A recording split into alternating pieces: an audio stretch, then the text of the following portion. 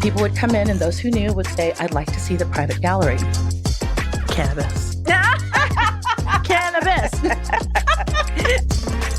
So when you think about people who are immigrants that come over to the U.S., everybody had their medicine. So what about people who get paranoid?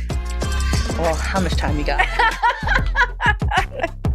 I literally was pretty much a prisoner of my home and of the medications I was on. They had me on 11 medications. 5 of those were opioids. Here's what my mom told me. She's like, whatever you do, don't get involved with marijuana or they're going to think you're a lazy Mexican. But because of that stigma, I didn't try that. Is that the medicine that our ancestors used, ayahuasca, peyote, marijuana, was taken away from us. We did not have cultura that was our own, that we had to adopt a cultura that didn't exist. There is not an American culture other than racism. What's up, mi gente? Welcome back to Banking on Cultura. I am so excited to have you here. I am your host, Victoria Jenn Rodriguez, and today we're going to be talking about that puff, puff, pull, y'all. We're going to be talking about everything and anything cannabis. And I love that we're having this conversation because I had the pleasure of meeting the top Latina in the cannabis industry. And she's going to break it down for us, what's going on in the industry, what's coming down the pipeline, how you can possibly invest, and of course, all the bonchinche behind the scenes. Because, you know, we got to get the tea. We got to get the behind the scenes. And so without further ado, welcome Christine de la Rosa to Banking on Cultura. Thank you so much. I'm so excited to be here. I'm excited for you to be here too, because we are in the heart of New York City. I got you when you were in town, you know, kind of going on your investment rounds. So I'm just honored that you are here and gave us the opportunity to learn more about you and your incredible story. So introduce yourself to the people. Hi, my name is Christine de la Rosa. I'm the CEO and founder of the People's Ecosystem, which is an operating cannabis company based in California and New Mexico. I'm also the fund manager for the People's Group, which is a fund that specifically invests in BIPOC and women-led cannabis companies. You also are the only Latina-owned fund owner. Yes. I am. Which is huge. In the cannabis space. Yes, which is huge. I mean, the fact that a Latina owns a fund, period, is huge in itself. Yes. But being the premier in the cannabis industry, I think, is freaking amazing. Thank you. So tell us about your story, because you didn't start in cannabis. I did not. So how did you get to cannabis? So I actually am a database architect by trade. I've worked for all of the major telecoms. I've consulted all over the world. But in my last job, I was a manager director at Verizon Wireless, and I helped put together the project. Now this is old school because now we have 5G. But before 5G, there was LTE. And so I went to Walnut Creek, California, to help produce the LTE backend for the network. So that's what I did. I built databases for cell phone companies. And in 2007, I started to get sick. I was starting to not feel well. I was just not myself. And at that time, I was living in Dallas, Texas. And I went to 11 doctors in Dallas. And every one of them were like, yeah, we don't know. We don't know. We don't know why your joints are swelling. We don't know why this is happening. And then I got transferred to California. So I did a whole other round with another 12 doctors. And they're like, yeah, we don't really know. Like, sorry you feel bad. And I was like, so shocked that nobody could figure out why I felt so terrible. And I just kept getting sicker and sicker and having to take time off of work and doing short-term disability. That's scary. It was scary. Super scary. On Thanksgiving Day in 2010, I'm driving down the 880, and my California people will know what that is, by Oakland. And I had a pulmonary embolism while I was driving, which is basically a clot left my body and hit my lungs. Wow. And I remember that so clearly because I pulled off to the side of the road and I was like, what is happening to me? So an ambulance was called. I went to the hospital for 7 days, and it was in the hospital that they diagnosed me with lupus. Wow. And that really started my trajectory towards cannabis, because in the next 5 years, I was unable to work. They had me on 11 medications. 5 of those were opioids, because at the time, opioids were the thing, right? So I had in my medicine cabinet, Vicodin, Oxycontin, Tramadol, fentanyl patches, the thing that kills people. At any time I could use those for my pain. On top of that, I had a blood clotting disorder. I had neuropathy. I had all these things. And so I was on gabapentin, Lyrica, prednisone, which is a steroid, and it's terrible. And for 5 years, I lived in my house. I couldn't walk. I didn't leave my house. I didn't go grocery shopping. I was kind of a zombie. And these were my highest earning years as a person who worked. And I didn't work for those 5 years. I literally was pretty much a prisoner of my home and of the medications I was on. So for some reason, holidays are important to me. So it's January 1st of 2015. And I'm sitting at my desk when I could sit and filling up these huge medicine things, right? I had 11 pills I took a day, horse pills for some of them. Yeah, it was awful. And I thought, there's got to be something else. There's got to be something else. And so I started to look on the internet. And I thought I was going to get like ginseng tea, green tea, but this thing kept coming up for cannabis, marijuana. And I was like, I'm Mexicana. And one of the biggest, I think, terrible things that's happened to us as a culture is that the medicine that our ancestors used, ayahuasca, peyote, marijuana, was taken away from us. And instead, we were told to use opioids, right? These are natural, holistic plants that grow in the ground to synthetic medication that's done in a lab. So one of the reasons I never considered, and I lived in California, medical marijuana has been, legal there for 20 years.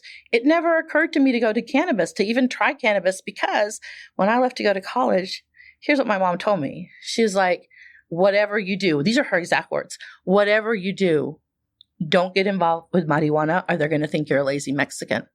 Because that is the trope, right? Wow. Okay. That is the trope that our parents were taught. So it just didn't occur to me. Yeah. So it kept coming up. And I was like, you know what?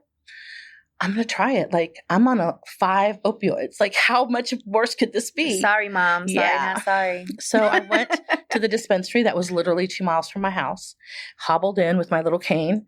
And I bought a bunch of stuff. I didn't know what to get. So I bought like smokables, vapes, edibles, tinctures. I just got everything.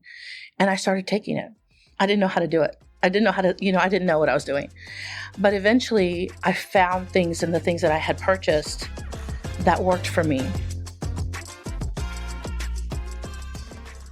We interrupt our program to bring you this important message.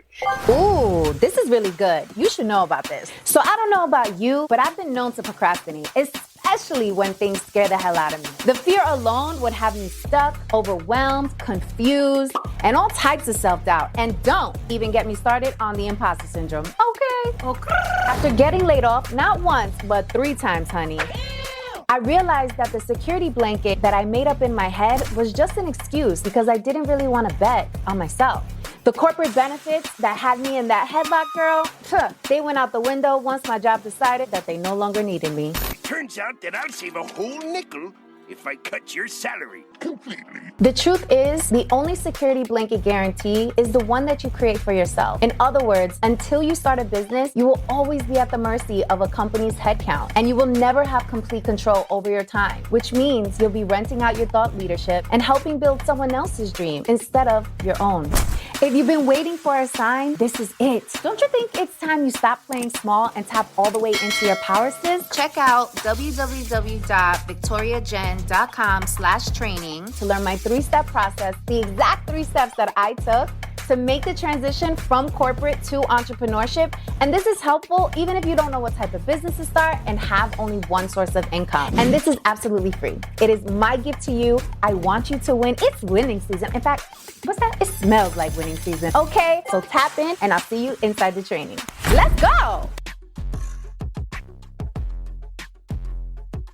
But eventually I found things in the things that I had purchased that worked for me, that I was like, oh, my knees aren't swelling. Oh, I'm using an indica so I can sleep, because I hadn't slept, because I almost died a second time in 2012 for pericarditis. That's a whole different story, but it's part of lupus. Okay. Where it thought my heart was attacking me, so it was filling with fluid. So I'd just been sick for so long. And so when I started to feel better, I was like, wait a minute. what's going on here? It's got to be the cannabis. So I found a regimen that kind of worked for me. Mm-hmm. And then what I did is I started to take away 1 pill a day, 1 pill a week, actually. So for every week, I would take a pill away, sometimes 2 pills away if they were the same pill. And by September of 2015, I was no longer taking the 11 medications. I was no longer going to the hospital once a month to get an infusion. I had really replaced the entire pharmaceutical regimen with a cannabis regimen. And I felt good. I was walking without a cane. I was feeling myself. Mm-hmm. I was like walking upstairs. I was like, hey, I can walk up some stairs, you know? And I could have twerking. I was twerking, girl. But I was also going to go back to work because now I felt better. I could go back to Verizon. My job was waiting for me. And then I thought, I really can't do that because if you know anything about lupus affects African American and Latino women the most in the U.S. And I thought of all of the groups I was in mental health groups because I was depressed because I had didn't lupus. know that. Oh, yeah. That it impacts Yeah. Black and Latina women. And I thought I could have had my 5 years back if I had not had the prohibition of cannabis from my mother who didn't know any better. Like, I'm not blaming her, but because of that stigma, I didn't try that when it first started for me. Mm-hmm. It took me 5 years to find it. 5 years that I just lost being high on opioids, right? Which you can't function. Like, nobody really functions on that. Cannabis, you can totally be functional. I'm functional now. Right. Well, you take this every day now. Every day since for the last 8 years. Wow. And when I have a flare, because I still have lupus, so sometimes I'll have a flare, I need to take more cannabis. Mm-hmm. Sometimes when I can tell my body, you learn this about your body, right? Mm-hmm. So I decided to start a cannabis company. But what we decided to do was open up an underground cannabis company in Oakland. Mm-hmm. Because in Oakland, they had this something called Measure Z, which allowed you to run a collective privately without having a license. So that's what we did. We opened up an underground dispensary behind our t-shirt shop, and people would come in, and those who knew would say, I'd like to see the private gallery. And then we would take them to the private gallery. I'd like to see the private gallery. Yeah. And so when we first started, we were in a little closet in the spot. And the closet was about 4 inches bigger than my hips. So it was really tight. Oh, it was really wow. tight. And it was under the stairs. So it was really hilarious. We started with 3 strains that we grew in our backyard. And then the people upstairs moved. So we took over the loft space. It was about 300 square feet.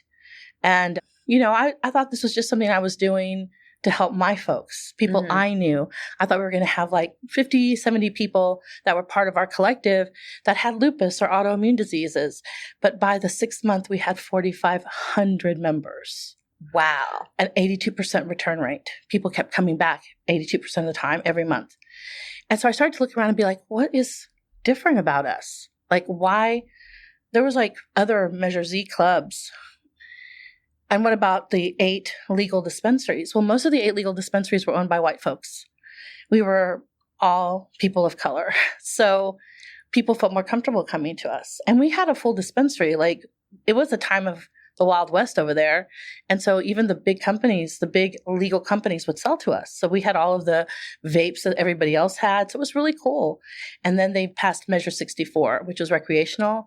And we got grandfathered in for another year. So that would be 2018. And then we had to become legal. Okay, so you credit that 82% rate to the fact that you were of color. Yeah. And people felt like more comfortable coming to you. I mean, look at the market for cannabis. It comes out of African American and Latino cultures, right? We're the ones who used it. We were the ones who made it really big. We're the ones who knew to use it for medicine, right? And so we are the largest market. But what happened when recreational came over is, and there's just no polite way to say this, but the white folks came in like, we're going to make money. We put y'all in jail, but we're going to make money now. And I don't know about you, but if you got popped for a cannabis charge, are you really going to feel comfortable going into a white company that's selling you legal cannabis when you could literally walk out and get arrested if they wanted to? So there was a trust issue that was happening. Interesting. Where did cannabis originate? Was it like Colombia? Where did it come from? It comes from everywhere. They have artifacts of Chinese cannabis, like from China, like in the 1800s. Like cannabis was everywhere. It was in Jamaica. It was in Mexico. It was in Colombia. It's everywhere. It was everywhere. It was used as a medicine. Like, yes, you got high, but not everything makes you high. Some of it was medical. They had rubs for like your arthritis or for your inflammation. So it was a plant. It was everywhere. It's like, it was not native to one place. It was everywhere. And it wasn't until and you can look this up on Wikipedia, but when the U.S. basically took over Mexico, right? They took this piece of Mexico where there was a lot of Mexicanos living there because it was what? Mexico, right? And the Mexicanos were like, we don't want Mexicans here in their land that they've lived in here since the 1500s. So they had to figure out a way to put us in jail or to deport us. And they used cannabis because cannabis was a huge, like my great grandmother, which was abuelita chiquita, that's how she cured me, was tinctures and cannabis and peyote and ayahuasca. Like all this stuff was in her own curandera bag, right? And so if I got really sick and I lived in Texas, my mother wouldn't take me to the doctor. She would take me across the border to Nuevo Laredo to see abuelita chiquita. Interesting. And so they used that as a way to deport Mexicans, put Mexicans in jail, and then eventually as a pipeline for the African-American population here in the States. Wow. Yeah. Okay. So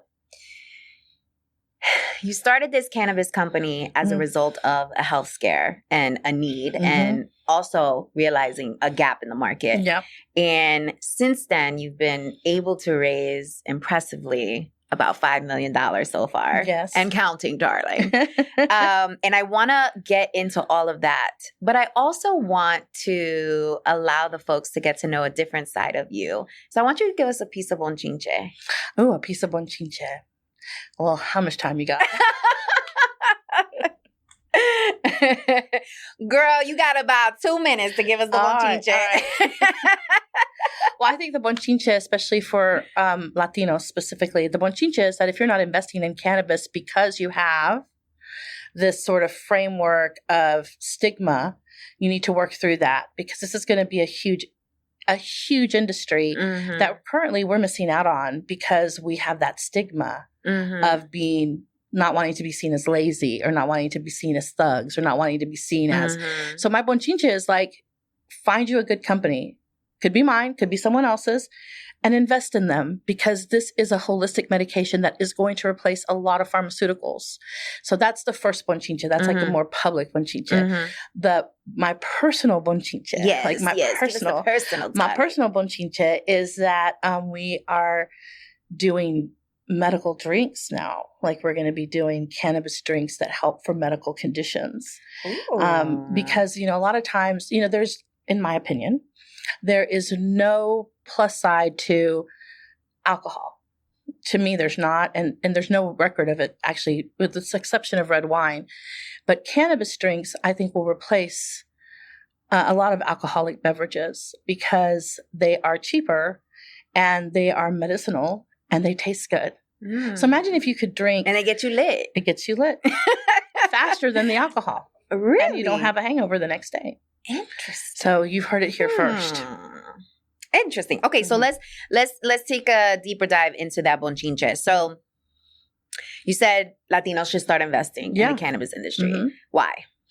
Well, because it's going to be a huge industry. So when you're thinking about what's coming up, you're thinking AI. Yesterday, all of the major banks filed with the SEC to be able to offer cryptocurrency as part of their asset offerings to their investors. Cannabis is still an alternative to the alternative markets because it's not federally legal, but you can invest in it per state. But in about 18 to 24 months, it's going to be federally legal. And at that point, all of these big companies, Merrill Lynch, Goldman Sachs, the big institutional investors, the big funds are going to pour money into those companies that are doing well. So you want to be part of the investors. You can get in now. It'll be harder to get in later. And it is our culture. It is there's no cannabis culture without Latinos and African-American folks in the U.S. or anywhere really. And so again, we should be creating generational wealth from the thing that we created, the market we created. And so if we don't invest now, we have a very good chance of not being able to invest later because it will be a much higher price point. So if folks want to get in, like, where do they go? Well, there's a lot of places to go, but I would tell you to do your research. Again, you don't have to invest in my company, but we do have a fund. And what we do is, even when people don't invest in me, I'm very passionate about educating our Latino market on who to look for. There's a ton of great companies currently in the market. And as we were talking about earlier, the Latino market in the U.S. is how much? $2.5 trillion. Oh, 2.8 by 2025. Right. 2.8 trillion buying power. We have a huge buying power. Mhm. But when you look at cannabis across the U.S., you can see almost very, very few companies that are addressing that market share. We're one of those companies. There's a few other companies.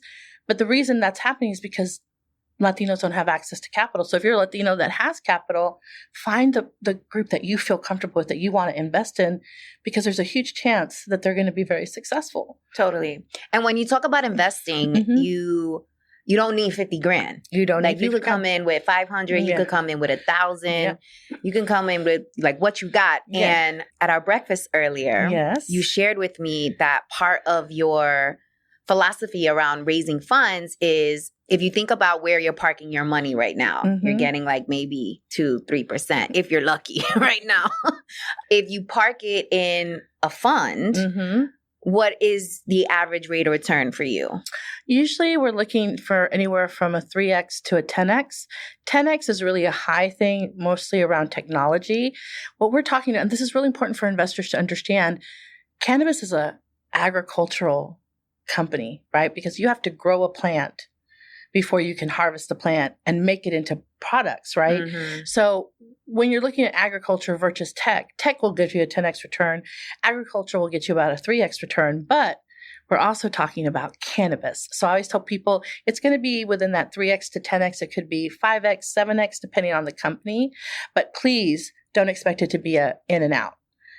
It takes time to grow a plant. It takes time to grow your money in cannabis. So I always tell people to give about a 5 to 7 year, like you're going to park that money and then you're going to hope, in 7 to 10 years, you're going to get 3x at the very bottom, 10x at the top. And we can see that actually, I can foresee that happening at federal legalization, which I think, again, is in 18 to 24 months. We're going to see a huge kind of hockey stick of the value of companies in the cannabis space, especially those that have prepared for that.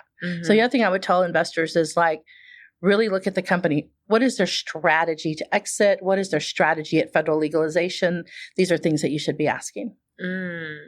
So you've been able to raise $5 million so far, which is like insane, especially given the data around the lack of access that we have to capital. And I had the pleasure of meeting you in Napa. Shout out to Richard and the Hive. And I immediately gravitated towards you because you shared some nuggets.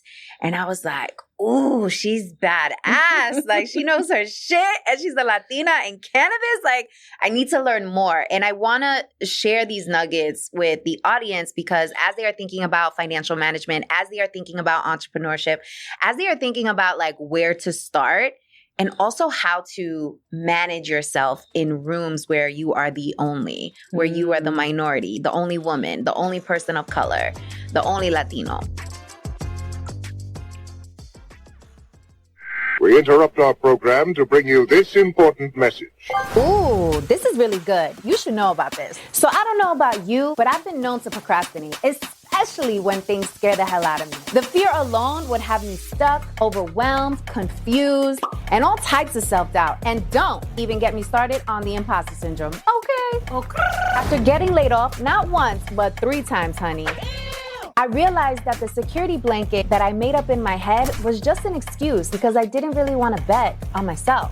The corporate benefits that had me in that headlock, girl, they went out the window once my job decided that they no longer needed me. Turns out that I'll save a whole nickel if I cut your salary completely. The truth is, the only security blanket guarantee is the one that you create for yourself. In other words, until you start a business, you will always be at the mercy of a company's headcount, and you will never have complete control over your time, which means you'll be renting out your thought leadership and helping build someone else's dream instead of your own. If you've been waiting for a sign, this is it. Don't you think it's time you stop playing small and tap all the way into your power, sis? Check out www.victoriajen.com rosabjen.com/training to learn my 3-step process, the exact 3 steps that I took to make the transition from corporate to entrepreneurship. And this is helpful even if you don't know what type of business to start and have only one source of income. And this is absolutely free. It is my gift to you. I want you to win. It's winning season. In fact, what's that? It smells like winning season. Okay, so tap in and I'll see you inside the training.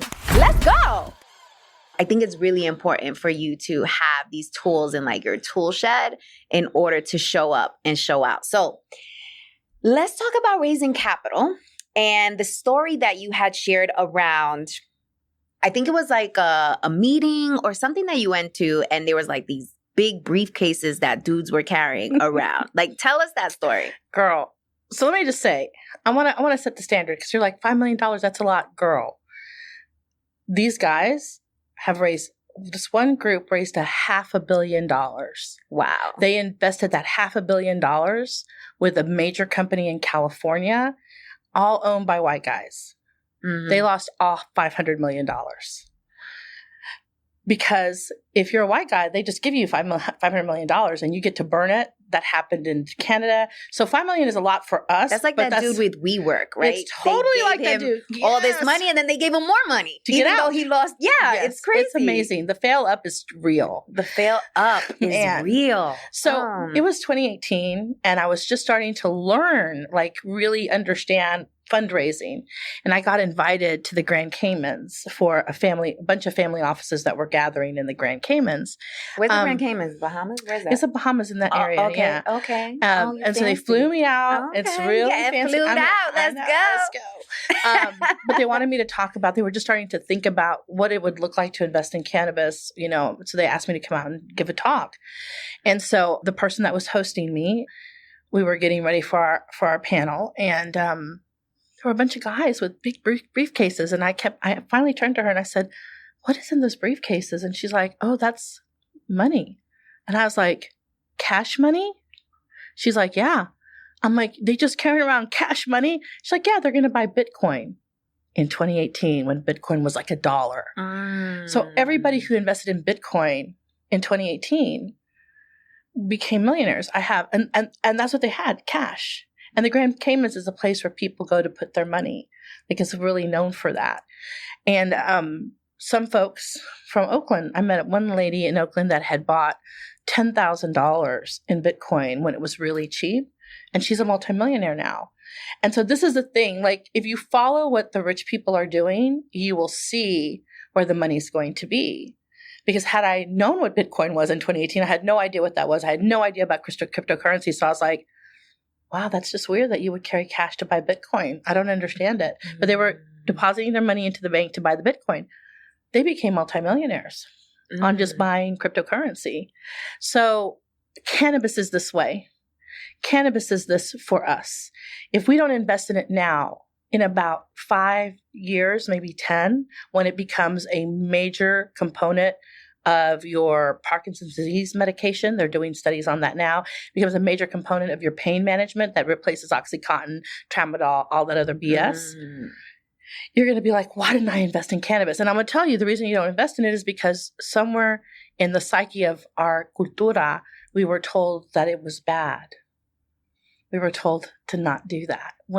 Had I started doing cannabis in 2010 when I first got sick, I would be way further along in my career. Whether I would be in this career, I might still be as a database architect, but I'd be further along if I had not had that stigma, not had that belief system, based on nothing, by the way, based on nothing, right? Just because my mom said it was bad, because she was told it was bad. Well, also because they was locking everybody and their mama up. That's true too.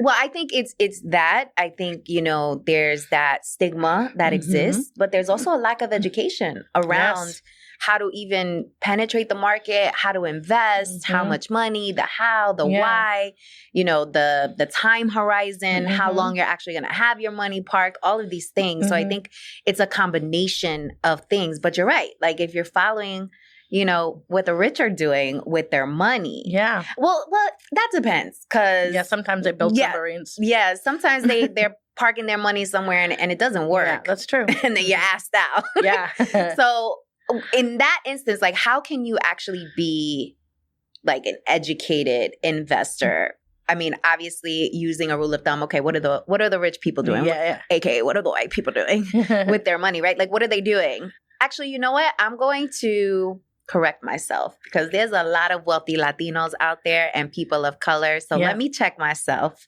because that is untrue. The wealthy, what they are doing and how they are choosing to invest their money outside of that.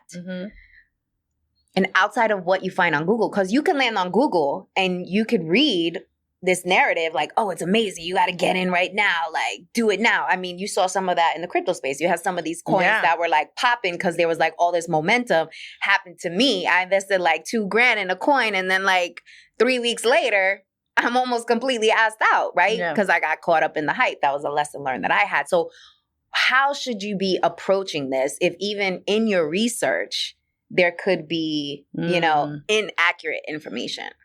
I think that the best way to approach it is to really look at what the company is doing. So here's kind of my rule of thumb, and I've said this a lot over the last couple of weeks. When you're looking at cannabis companies to invest in, a lot of people want to invest in retail shops. That's shiny. It's a sale. It's customer facing. And I 100% believe in retail shops. However, at federal legalization, Amazon gets to ship cannabis across the states. Woo! Imagine you got your Prime delivery on.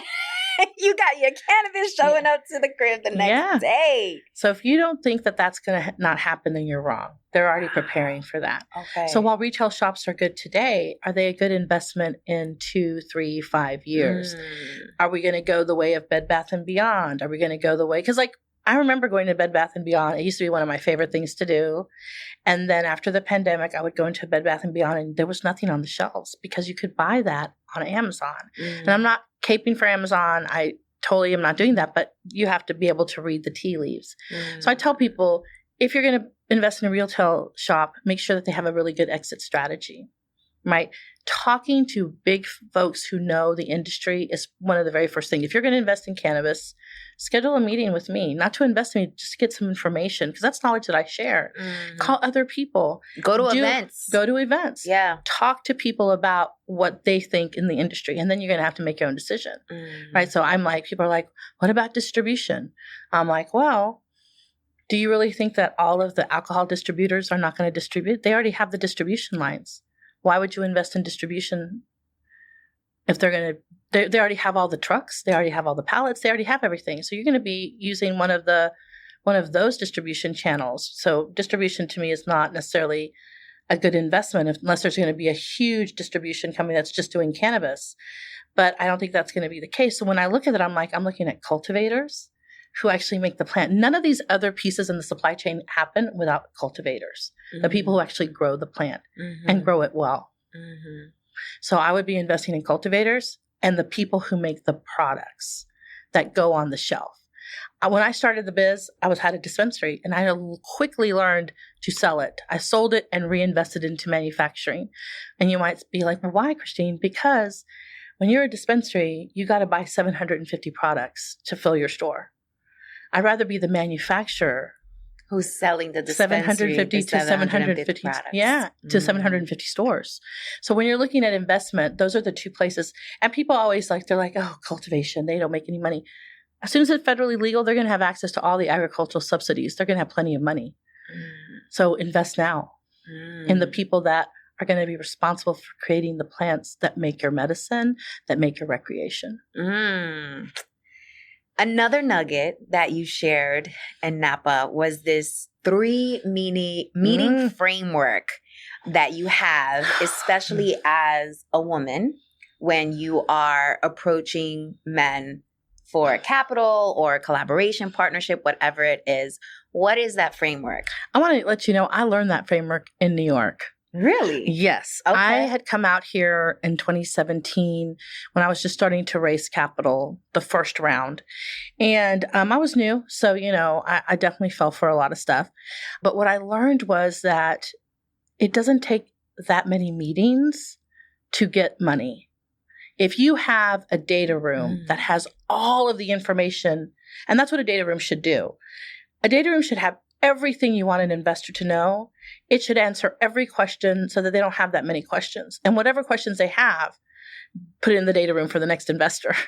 So you have your first initial meeting. I always tell people 30 minutes. But where's this data room? Like where? Well, you can put it anywhere. I have it on OneHub. You can have it on DocSend. Okay. There are actual data room softwares that are online in the cloud. And I have a whole thing about what you put in it. And this is where like investors go to actually see if it's a credible investment, right? That's right. And actually to be like, well, what's your pro forma? How are you structured? How do I invest? So the first meeting is about 30 minutes. And before you had to meet them face to face. But since the pandemic, you can do that 30 minutes on Zoom, which is really great, right? Because otherwise you spend a lot of money traveling. And then so the first meeting is on Zoom. Yeah. Okay. And what are we discussing at that meeting? You're pitching. You're like, this is my company. You have about 20 minutes of the 30 minutes after you do the highs and hellos to be like, this is my company. This is how much money I'm looking for. This is how we're going to spend the money. And this is how we're going to get your money. Imagine a place where you can unwind and relax. IKEA can help you turn your bedroom into a calm oasis. From comfy mattresses to the perfect lights, they've got everything to create your dream bedroom so you can sleep like a baby. And the best part? All at incredible prices. Head to IKEA and grab everything you need. Get ready to rest, dream, and wake up feeling refreshed. Shop today at your local store or at ikea-usa.com/sleep-es and get it delivered straight to your door with their convenient delivery services. Mi gente, when it comes to smart money management, one of the best pieces of advice is to make your money work for you. Well, Discover is accepted at 99% of places that take credit cards nationwide, and you automatically earn cash back on all your purchases. That means there's plenty of opportunities to make that money work. So shop smarter, not harder. Basically, anywhere you go nationwide, it pays to Discover. Based on the February 2024 Nielsen report. Learn more at discover.com/credit card. Back to you. And if they're like, I'm interested, they sign a non-disclosure agreement, and then you give them access to the data room. And usually the investors are not combing through the data room. It's their financial people, right? And so then they go through the data room and they're like, does this seem viable? Does this work? Yeah, it does work. So we're going to ask for a second meeting to answer some questions, which are called due diligence questions. They're going to come back and ask you for things. You don't know what things it's going to be. It's different for every investor, but it's a due diligence process. Okay, hold on. Let's back up. I want to like be really slow about this because there's a lot of moving pieces. So they're signing an NDA. Why? Because there's a lot of corporate secrets in your data room. How you're going to market, how you're going to spend the money, how you're going to capture the market. You're showing them your executive plan, right? These people have tons of money. They can just take your executive plan and go find somebody else to do the executive plan. Now, they really can't do that because, you got a secret sauce, but you want to protect your intellectual property. Okay. Okay. So first meeting, pitching, I'm interested. Cool. Sign this NDA. I'm going to send you more info. So that's over Zoom. Yeah. So second meeting is happening when? It's usually the second meeting. If they're interested, you're not talking to them. You should be talking to their financial folks. So the people that ran through the data room so they can ask any questions and have a sense of calmness about, what you're talking about. Because they're investing not only in your company, investing in you as a founder. Okay. Right? And then the final meeting should just be a signing meeting. You're signing, you're giving me some money. What I did wrong, and what I tell people now is I would go to lunch. I would go to dinner. I would do these things. I would waste a bunch of cycles, right, on people who had no intention of giving me money, but they like to hear themselves talk or they like to have a dinner companion because they were lonesome or whatever. So I always tell people, don't ever do dinner. Dinner's a no, off the table until after they've invested, then you can have a dinner. But prior to that, I always say coffee. If you're going to meet in person, I say coffee date at the beginning, maybe a lunch for the second one if you need it. But after 3 meetings, they're not going to give you money. It's very rare. I know some people that might have gotten some money, but it costs a lot of time and energy for a not great investor. And that's the other thing that's important about investors is that you want people that believe in your vision, believe in you as a founder, that are going to help you build up your company. They should be partners with you because their money's invested. They want to multiply their money, so they need to be part of your team. They're not just people who gave you a check. And as I was telling you at breakfast, we just had an investor meeting a couple of weeks ago and it was super exciting. But we had an ask. At the end, we asked, hey, make sure you're following us. Make sure you're telling your friends about us. Make sure you're wearing our gear. Make sure you're buying our products. This is how investors can be helpful. Help us raise other capital. You have a friend who wants to invest, contact them. Your investors should be part of your team in helping you be successful. When do you know when an investor's full of shit? Usually when they want to have dinner. Okay. But interesting. Yeah. Okay. But I feel like a lot of business happens at dinners. Yes, a lot of business, usually B2B. Okay. Mm-hmm. Investors are not business. They're investors. It's a different facility. So I do a lot of business over dinner. I go to dinner, I do my business. But investors that are really serious, whether they're a family office, whether they're an individual investor, whether they're part of another fund, like whatever that might be, they're trying to move capital to start working. They want to work the capital. You never want capital sitting in a bank. It makes no money sitting in a bank. So if they're being casual about it, they're not really motivated to make their money work. It means they're not motivated about you. Right? And so for me, usually dinner is in a loud place. You can't hear me. I can't hear you. I'm yelling at you. You're yelling at me. Even if we're in a quiet place, we can't talk very loudly. I don't have anything to show you. I'm just talking to you. So I have not found this to be helpful. Other people might have. I have not found them to be helpful. I have found Zoom calls to be helpful, coffee dates, lunches, where we can be in a place that's not like dark, has been helpful so you can see me. Because like I said, you want your investor to get to know you. They're investing in you as a person, as a founder. But you just don't want to waste cycles on somebody who just needs a dinner companion because they're lonely. Okay, so that's a red flag. Dinner. Anything else? I think at any point in your conversation where you feel uncomfortable, that's a red flag. And I'll tell you, I had 2 major things happen to me early on that I didn't trust my gut. So trust your gut. Like one of them was, I remember I was talking to somebody about why it was important for Black and brown people to own in the cannabis space. I was talking specifically about social equity programs. And I remember this guy, he worked for Procter & Gamble. And I was like, ooh, Procter & Gamble, like if I could get investment, like I was really excited about it. And he's like, yeah, I don't really invest like, in social services. Oh. Ooh, I was like. Not social services. I know, right? You're like, he's like, I'm not a welfare company. I was like this. This is my face. And I was like, okay. And I stayed for a couple more minutes. And then, it was over. And I was like, why did I think, like, the minute he said that, I should have been like, great, thank you, and got up and left. Why waste your time? You've already told me that you're not investing in social welfare, even though that's not what I'm talking about. So you're already not listening to me. And it was really funny because about 2 years later during the pandemic, he wrote me an email. He's like, hey, I'm really interested in investing in you. And I was like, yeah, we're not taking investments, right? Because not all money is good money. Not all money is going to work for you. And what you don't need is have money working against you. And we talked about this too. A lot of times you have to be really careful with investors because their end game is to own your company, get you out and own your company. So I haven't gone out and raised, some people have raised $50 million, $500 million. I go super slow. So I make sure that everybody on my cap table, everybody who's invested in us is our advocate, is our person that helps us, not a person that wants to take over. That they are invested in our success as a company, as a team. The second example was even worse. Okay. The second example, I've almost never talked about this. So you're getting this is a exclusive. This is a bonchichi. Let's go. So I'm here in New York. I was living on Park Slope. I was working with some of the folks with Governor Cuomo at the time because they were working on social equity, and I'm considered one of the premier social equity folks. And so I was helping them kind of think about how that would show up in New York, right? And so I got an investor for the company, and he was willing to invest $50 million into the company. And I thought I was bad shit, girl. I was like, I got $50 million from an investor. And so we're going down the path. I have my lawyers. They have their lawyers. We agree on terms. We sign operating agreements. We sign investment agreements.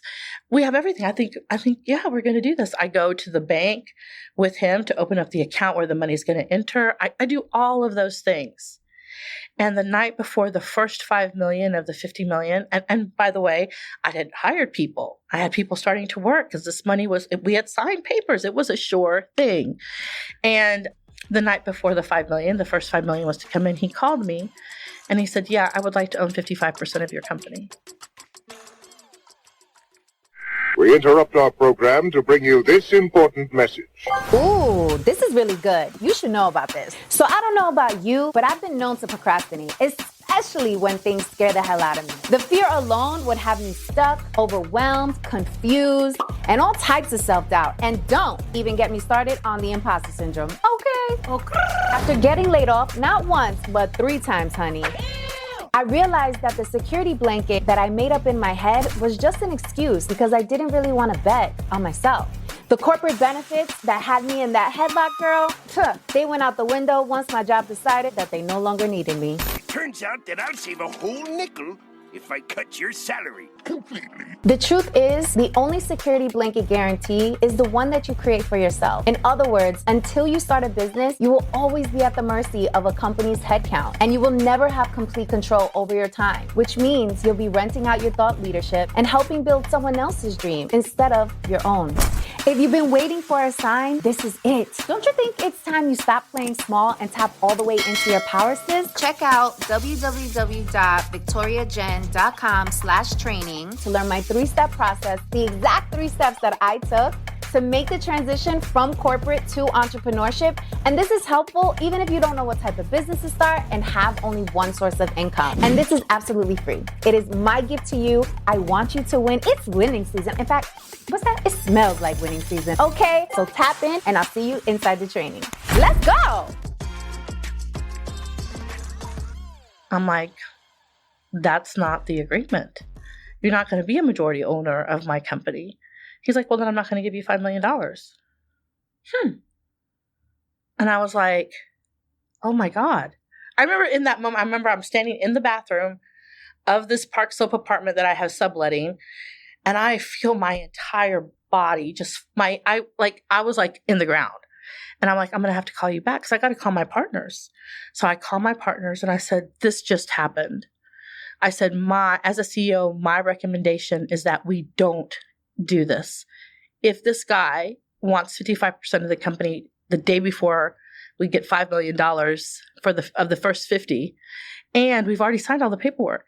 Right. Super sleazy move. Sleazy move.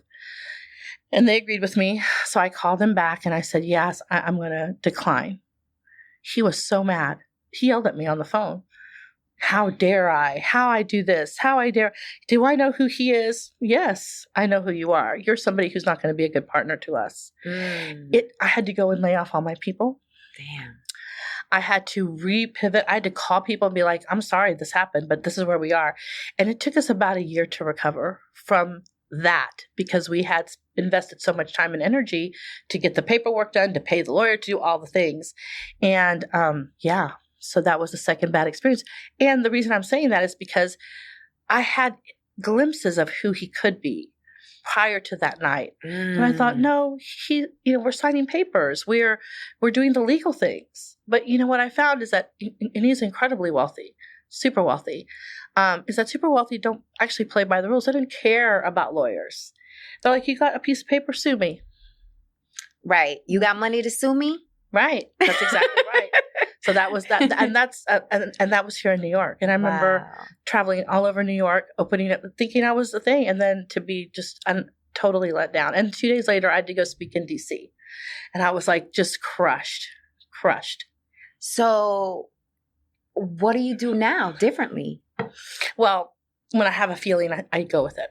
That's the trusting your gut piece. Yeah. So if I'm talking to somebody and if they feel weird, and maybe they're not weird, maybe they just having a weird feeling about somebody is not about they're not trustworthy. They're Sometimes suspicious. it's an energy thing. Sometimes it's an energy thing. Like you're like, Yeah. my energy is not going to mingle with your energy, which means we're always going to be at odds. And I don't want to be in a company and taking money from people where I'm going to be at odds with them. I don't want that. And so I've turned down a lot of money. I've also accepted a lot of money. And I will tell you that I feel very proud of the investors I have today because they are absolutely rooting for our success as opposed to, I mean, of course they want their money. Right. Of course they do. But they're also willing to wait knowing that I'm building slowly so that we have something that's valuable at the end of this game. Wow. So, okay. So let's say, is there anything legally that you're going to do differently? Like, will you not go out and like spend money you don't have yet, or like? Well, I've never done that before. Oh, yes. Okay. So after that happened, my biggest thing was like, people be like, "Oh, I'm gonna give you some money." I'm like, until it's in the bank, I act like I don't have it. Until it's not only in the bank, cleared a couple of days. Right. Make sure that check cleared, yes. baby. And so that's one of the things that I definitely did differently because it just never occurred to me. When you come from where I come from, your word is your bond, right? I come from a very, lower middle class family. When you made an agreement, if you signed an agreement, even worse, but not worse, but even more tight. But if you told somebody, I'm going to do this thing, you did that thing. If you sign paper saying you're going to do that thing, you were in a contract. So having to learn that that's not how some people who are wealthy act, you learn to just really be super careful and do everything legally, of course, but also wait. Don't assume that money is going to come even if they sign something. Interesting. So, okay, so let's say you come across another investor who wants to give you $100 million, right? Are you going out and hiring the lawyers to draft the paperwork still? Oh, yeah. Okay. Yes. I mean, they have their there's own still lawyers. a cost of doing Business. even that type of conversation to get an agreement going. Yeah. Okay. And it costs money to get money. And you want it to be, they have their own lawyers, but you want your lawyers to draft up your agreements. And then their lawyers can do what's called red line for things that they don't agree with. But having control over the paperwork is important for you as a founder to make sure that you're in the investment you're coming in, you understand your obligations to that investor and the investor understands their obligations to you. And I did that, like in that scenario where I got totally screwed over, it was my lawyers that put it together. I did everything right. And that's the other thing I want to tell founders, all founders, but especially women founders. You can do everything right and still have somebody kick the table out from under you. And so you can't, and I spent about a year being really crushed. Like my confidence was crushed. Like, I'm like, oh my God, how could I fall for this? And then I realized it wasn't me. I did what I was supposed to do. But when you have a person in your sphere that doesn't have integrity, that's not a reflection on you. That's a reflection on them. But you do have to learn from that. You absolutely have to learn from it because if you make the mistake a second time, that is on you. Wow. Thank you for sharing that because I know that happens more often than not because there's savages out here. People are trying to steal up your ideas, your IP, your company, especially people with money because they do have leverage. I mean, that's the fact of the matter. But they don't always have creativity. And I always tell this to my founders. I now mentor a lot of founders and talk about my story, about how to raise capital and all that stuff. And I tell them, I say, people with money have a lot of opportunity because they have money. But a lot of times they don't have the creativity or if you're like me, a geek, the coding ability to be able to actually use that money. And so they need the founders that have the creativity, that have the idea, that have I'm sure the first person that was like, I'm going to make an AI thing. The first person, I don't really know of any investors that can do that. I mean, when you look at Elon Musk, who's not a genius, he just had money. And so he bought Tesla. He didn't make Tesla. He bought Twitter. He didn't make Twitter. So founders are very important. So know your worth. don't think that you're not very worthwhile in when you're asking for money. And don't let any investor try to tell you that you're nothing without them. Interesting. Mm-hmm. So with that being said, Mm-hmm. would your advice to a founder be to bootstrap or go out there and fundraise? Well, it's really interesting. I always say bootstrap until you have some traction, right? And bootstrap doesn't mean do it yourself. When we started our very first fundraise, the first $1 million we ever raised was from our community, not family and friends, because our family and friends don't have money. Like my family and friends don't have money. And a lot of other folks who are white, they have family and friends that can write a $10,000 check, no problem. Mm-hmm. So we went out to our community and we asked our community to invest in us. And we basically did a crowdfund for that first $1 million. We didn't, at that time, there were no crowdfunding platforms. So we had to do it old school with lawyers and all that way. But we were able to raise that first $1 million. And I'll tell you, we were very upfront because at that time it was even more tricky about whether cannabis was going to actually hit, right? I believed it was, but that was right at the transition into the Trump era. There was a lot of things going on. So I started every investor call, and I did 1,000 investor calls, like so many investor calls. I started, this is an investment, not a loan. You could lose all of your money. This is a very high, like I just said it at the beginning so that people would know that. And so we bootstrapped, but we bootstrapped using community dollars who believed in what we were doing, for the community and for cannabis in general. So I would tell people bootstrap, but if you don't have the money yourself, try to see who in your community believes in what you're trying to do. Because if you get big investment up front, they're going to own more of your company. Mm-hmm. If you don't really, if you just have an idea and you find an investor that believes in your idea, they're going to own your company. If you're able to bootstrap it, you will end up, eventually you'll have to let go more and more of your company. Don't do it at front. At front, you're worth zero because you just have an idea. So they can be like, I'm going to own 90% of your company. And what are you going to do? It's a thought. But if you have built it over a course of 1, 2, 3 years, and when you built it, now you're worth $10 million, they're going to own, and they can invest $1 million, they're only going to own 10% of your company. So when you can, build the value of your company before accepting large investments. Interesting. Have you ever had an investor ask you, how much money have you invested on your own? How much of your own money? Yeah. Oh, they do? Yeah, they do all the time. And I have a number. Okay. I'm like, this founder invested $400,000.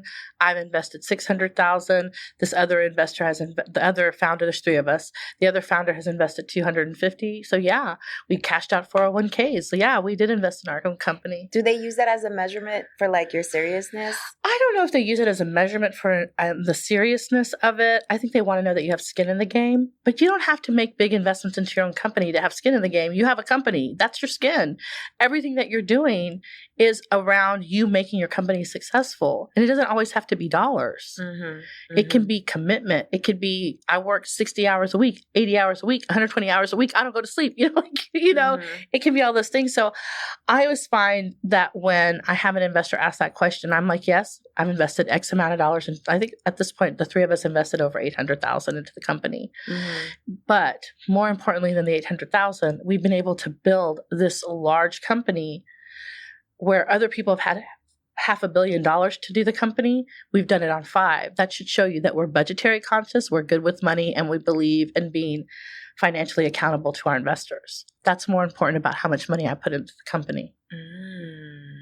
Talk your shit, girl. Yes. Okay. So you've been an entrepreneur now how long?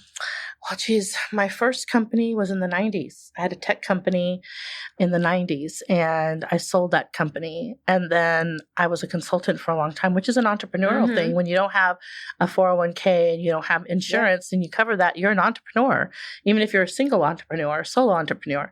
So probably my whole life. I mean, the only full-time job I ever had was with Verizon Wireless, and I had that for 7 years, from 2000 to 2007. So I feel like my whole life has been entrepreneurial. Yeah. Yeah. So the example that you shared with us so courageously about this dude who wanted to invest the $50 million, after that, you slowed your roll, but you started questioning yourself. I did. Self-doubt started looming, and I'm pretty sure there's tons of other examples of that. So how do you get through that? And how do you process it in such a way where you're like, you're going to stick it out and not give up? I think for me, I don't know how other people do it, but for me, it was having a very tight group of friends that were able to help me process that, believed in me when I wanted to be like, oh, I'm terrible at this. They're like, no, this is a one person. Like, this person is a terrible person. You're not a terrible person. And they really just, they nursed me back to health.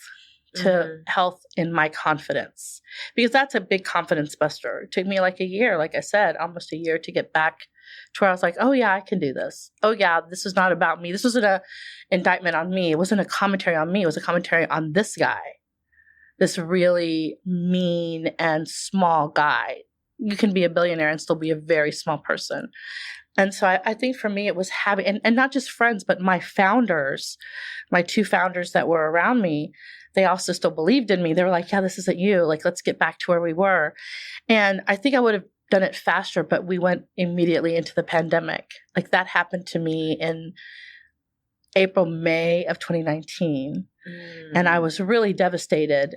And then I was coming into 2020, like, it's a new year. I'm ready to go. And then, and you know, what's funny was that I'd come out to Chicago for the NBA All-Stars in 2020, and I had raised $6 million, and they were coming to sign my paper. We were going to buy this company. It was a group of investors that came out of American Airlines, Delta, and United, and I'd gone to Chicago to close the deal. So they were going to fly to San Francisco to see the location and also sign the paperwork for the investment. And a week before they were going to come, they closed the airlines for the pandemic. Wow. And I remember they called me like, we still want to give you the $6 million, but, you know, we're with United, Delta. We don't know what's happening. So let's see what goes on in June. We'll come out in June. And by the time June, we were still closed down. There was some travel, but I lost the $6 million. And not because of anything I did or even anything they did. It was just what happened in the world. So again, there's a place where you get something, you're like, woohoo. But see, I was like, until the money clears the bank. right. I'm not going to get too high. Not going to get too high. But so I've raised capital and I've lost capital. And sometimes it's literally a global pandemic. So like, you just have to keep it moving. And that's kind of what I learned from the first encounter was like, I can let this devastate me, or I can be like, that guy's an asshole. Let's move on. So I want to know more about the emotional roller coaster. Oh, God. The emotional roller coaster, because entrepreneurship is hard. Very, very hard. Yeah. And when you're playing at the level you're playing at, there are different pressures, different triggers, different things that are happening and that you're responsible for. Right? Team, investors, all the things. How do you manage through that type of responsibility? Because for some, they might say, you know what? I'm going to live a simple, peaceful ass life, make my 50 grand a year. I don't have to answer to nobody. I'm good. I go to work. I come home. Like, why have you chosen this life? And how do you manage it all? Cannabis. Cannabis. As the answer for everything. Cannabis, darling. Hello, cannabis. No, seriously. I mean, though that does help. Seriously, though, I think what it is for me is that I've never felt comfortable, and I wish I did. Like, don't get me wrong. Sometimes I wish I'm like, I could just make my 50 grand, have a simple life. Like, sometimes that does cross my mind. I think it crosses every entrepreneur's mind where they're like, I could just be living a pretty good life and not having all of the stress. Yeah. Chilling. Taking my 2 weeks vacation, going whatever, you know what I mean? And so sometimes that crosses, I'm like, oh, that looks really good. And then I'll tell my husband that, and my husband will start laughing at me. And he's like, the second that you retire, he's like, you're going to start working on something else. He's like, that's who you are. That's who, and that's true. Like, I'm like, oh, I just want to sit around for the next year. He's like, you can't sit around for 2 minutes. So I think that part of that is that just knowing who you are, neither one is good or bad, better than the other. If you're somebody who wants a simple life where you don't have a lot of stress, that you just live a life and you have a peaceful and meaningful life, and that's how your meaning happens, you should do it. But some people want to be entrepreneurs. Some people want to be personalities. Some people want to be all sorts of different things. And when you have that drive, to dampen it is to live a half life. If you're a person who wants to have a simple life and you're an entrepreneur and you're an entrepreneur, you're also living a half life. It's about finding what it is that will satisfy you, encourage you, enchant you. What is magic for you? Mm-hmm. And then that's enough. It doesn't have, you don't have to aspire for anything else. Just know what that magic is for you. And fighting through the fear? Man, that's a tough one. Again, cannabis. No, I'm kidding. The fear is a real thing, man. I have laid up at night with so much anxiety. Like, oh my God, is it going to happen? Did I make the right decision? Did I do this right? Did I do this wrong? I mean, it is just something that you're with all the time, and you have to become peaceful with it. You have to believe in what you're doing. And also, this is a really big thing. Understand the pivot. So where I thought my company was going to be back in 2017, well, we started in 2016, back in 2016, is totally not where we are today. Because over the course of the last 9 years, I've learned things. I've increased my knowledge about things. I did things. I failed at things. And so as long as you're willing to pivot, to not be so married to the idea you started with, but to understand the idea you're going to, if you understand the pivot, you will be successful because you pivot out of the thing that's not working. If you're so dedicado that you're going to stubborn, if you're going to sit with that, you're going to be like, this is the only way it can happen, you're going to fail. Right? Mm-hmm. But if you say, I have fear, but this is not working, I'm going to pivot. Because when we started, we wanted to have dispensaries. I don't have a dispensary today because I learned it's not what I wanted. So how do you know when it's not working versus you need to be patient and stick it out? I think it's a very hard thing to just figure out in general. What has been helpful for me is that how hard is it? What is that barrier for me? Is that barrier that the time for me is just not right? Or is that barrier that I'm trying to put a square peg into a round hole, right? And I think it's different for every founder to make that decision. And I question that decision all the time when I decided to pivot. When we started, we were going to own dispensaries. And then we bought a dispensary. We were running a dispensary. I'm like, this is not the business. Mm-hmm. I don't want to own dispensaries. I want to own manufacturing companies. That was a huge pivot. People thought we were crazy. They're like, you own a dispensary. I'm like, who cares? It doesn't make enough money. I want to make more money. And I remember when we met as a board to sell the dispensary, they were like, are you sure? I said, we're going to make 3 times what we bought it for. And we're just going to take that money. It's not an exit. We're reinvesting it into the manufacturing companies. And it ended up being a great decision. But I think you always question that. Mm-hmm. But also, I think there's data. There's data that shows you, like when you're making that decision, there is data there that tells you this is not working or this is working. Read your data. Mm. And like what in your data are you reading exactly? For instance, for us, we were buying from manufacturers. So I had one dispensary that was buying, let's say, 100 products a month to sell. That's one dispensary. We made 100 products. There was a cap to how much money we could make in a month based on how much we purchased, mm-hmm. right? And then I went to a manufacturing facility and realized the thing that I bought 10 of, they were making 1,000 of because they were selling 10 to me, 10 to the dispensary down the street, 100 to the dispensary up the street, 400 to the dispensary in the other town. And I'm like, oh, so I could literally manufacture 1,000 pieces of something and sell it to every dispensary. I can be one dispensary selling 10 of them. Mm. That doesn't seem like a good plan for me. Right. So that was a data-driven decision for us. Mm-hmm. Mm-hmm. And what if you're a founder and like the numbers just don't intrigue you? Like you just don't want to pay attention to the numbers? Well, first of all, I'm going to tell you, regardless of who you are, you have to pay attention to your numbers because you are the person they're investing in, so you need to know your numbers. But you don't have to do your numbers. So for that, you hire someone who can come in and help you model your financials, which is what I do. Mm-hmm. I have a person that models all my financials and then teaches me about what he modeled so that I can speak to it with investors. Mm. But I'm not the person, I didn't go to school for that. So you find the talent that can do that for you. Okay. Mm-hmm. And then can also train you up so you have your talking points when you're out there. Mm-hmm. So let's get into the Talk That Talk segment. Okay. And this is something taboo in the cultura. Yeah. And you touched on this earlier, but I want to take a deeper dive. So the stigma that exists within the Latino community around alternative medicine, cannabis, like how do we create a shift around that? Education. We have to educate our people, not only in the fact that it is medicinal, but it's also creative.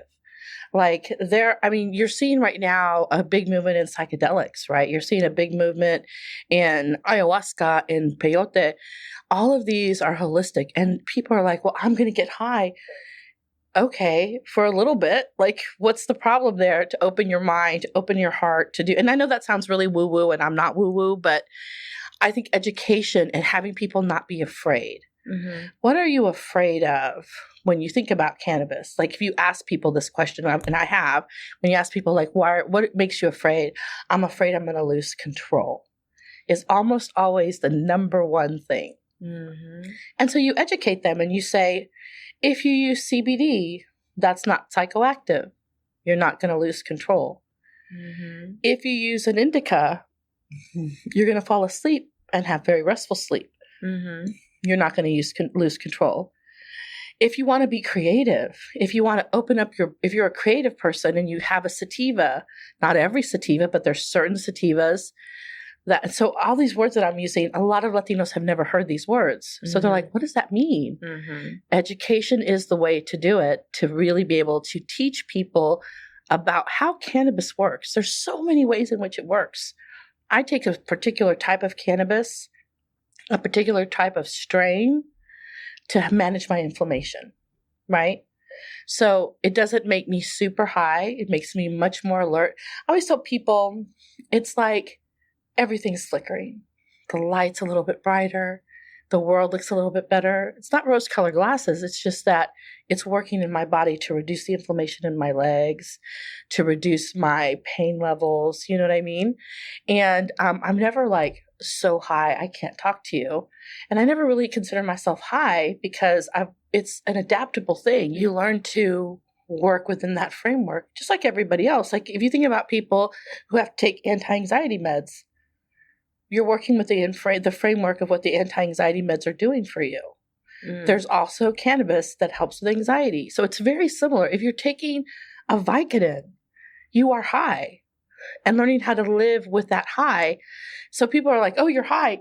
Dude, I was high for like 5 years on synthetic medications. And so I think if you're interested, if you're really trying to remove the colonial mindset that has been forced upon us, and you say, I want to learn about the plant of my ancestors, that education will change your mind. It changed my mind. And a lot of people that I work with, they're like, oh, I could use it this way. So what about people who get paranoid? Oh, yes.